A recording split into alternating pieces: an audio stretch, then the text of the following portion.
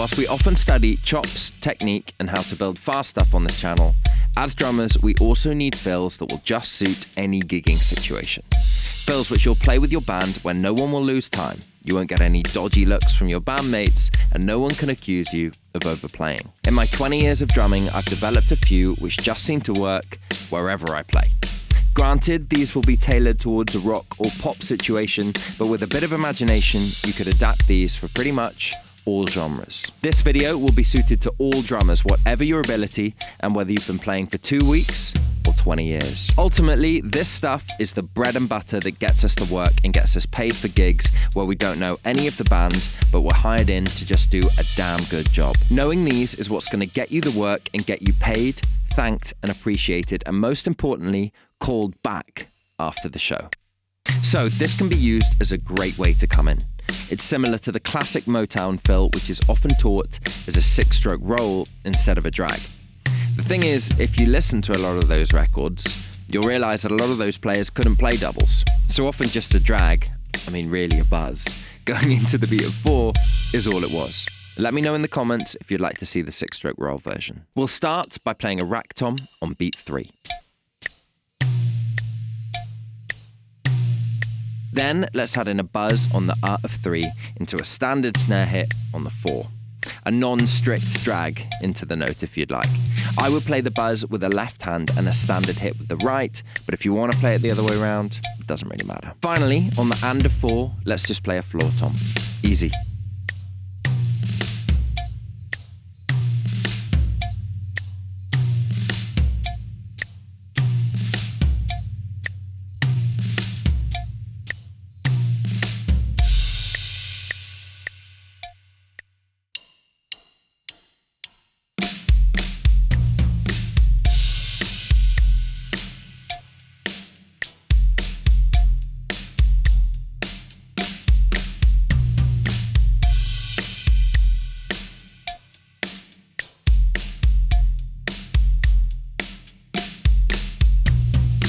The first part of this to get down is Flam kick. In this sort of thing, I play the flams with the left hand up and the right hand down. Both hands come down at roughly the same time, and because my right hand was down or lower, it will hit first.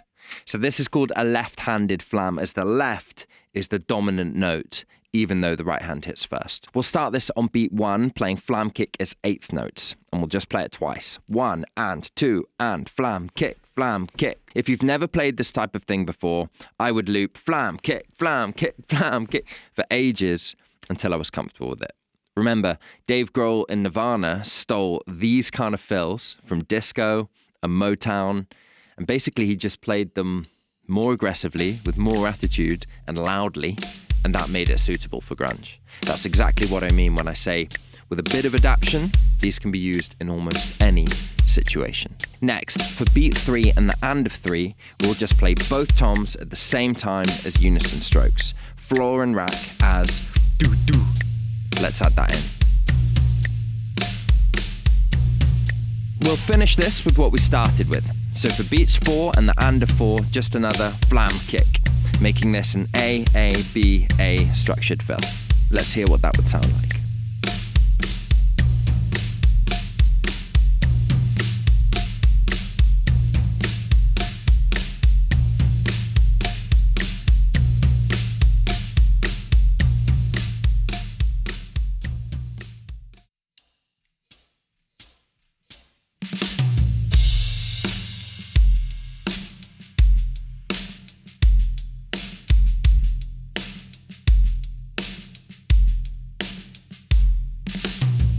There are 3 main ways to play this, and how you play it is what's going to determine how you sound.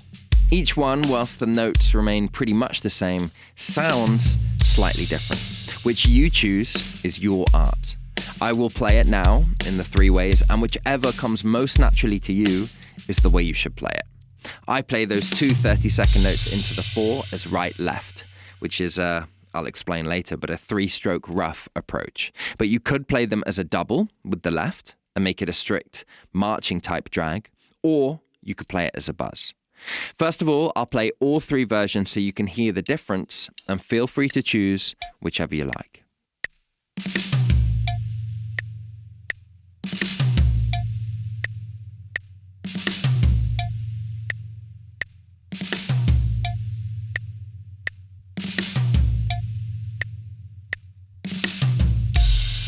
To begin, let's learn the core elements of the fill, and then we can think about how we want to play the 30 seconds into it. The core notes of this are to be played on the downbeat of 4 as 4E and. Snare rack floor. The most natural way for me to play those 2 30 seconds into the downbeat of 4 is to play what's called a 3-stroke rough. So the 2 fast 30 seconds are right-left, and the downbeat of 4 is also a right. So that would make it right-left-right. As I said, you could practice playing it as a drag, so left-left-right, or buzzing into that note is also fine. It's your art, so you try and do whatever sounds best to you.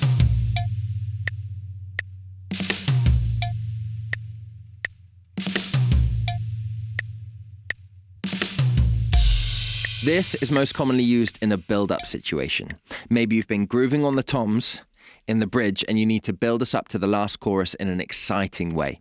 If the track is slower, you may build up with floor tom and snare, played simultaneously as unison strokes like a crescendo.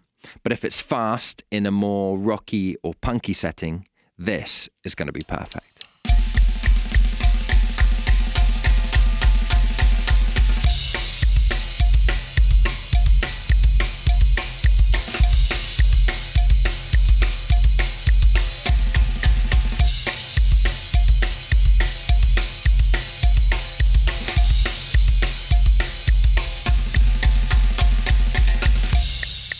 So all we're going to do to get this down is play right, left, right, left, right, left, right, left, with that first note of each group of 4, right, left, right, left, right, left is loud or accented. A nice little molar whip will help with this, so you get that kind of train motion going with the right hand. The left hand will just fill in the gaps. And if you want a more detailed lesson on that, just pop it in the comments and I'll break it down for you.